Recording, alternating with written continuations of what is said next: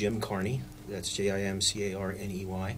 I'm the deputy chair and a lecturer in the Journalism, Communications, and Theater department at Lehman College. Right. How did you know journalism was for you? How did you pick journalism? It was probably in my college years. I went to college here in the Bronx. I went to Fordham University right across the Bronx. And I was very much into music. And they have a terrific radio station called WFUV there.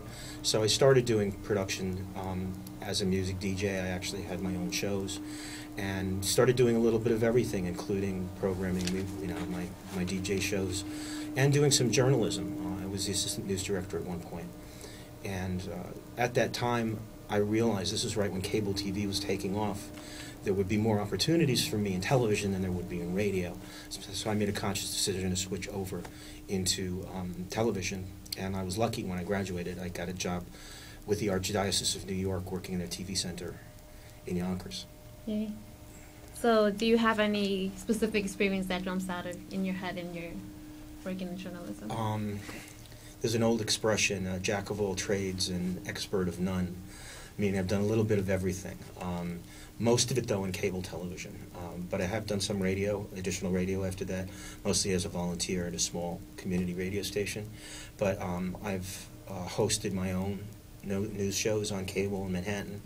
I still host a show on CUNY TV. It's very diverse. I've been in front of the camera, behind the camera. I produced and directed a presidential debate that was aired nationally in 1988, and I produced nice little shows on like music in Harlem and things like that. So I've done a little bit of everything, and then for 9 years I was the CEO and executive director of BronxNet Community Television here at Lehman. So that was a great experience working in the management side. Right. And talking about journalism now, what do you see? What are the changes that you see currently in journalism? Many people think that the last few years have been an overwhelming change in the way journalism is going. The fact of the matter is journalism has always been changing from the days of the first penny newspapers all the way through the evolution of radio, then long-distance radio transmissions during World War II, and then the evolution of television, the introduction of cable and satellite communications. So it is changing more at a higher rate right now, I think, because the technology has advanced and has sped things up so much. And in fact, I teach a public policy class that deals with the changes in television, and every week that I teach that class, there's something new in the news. There was something yesterday having to do with the internet, which is going to change the way the internet operates.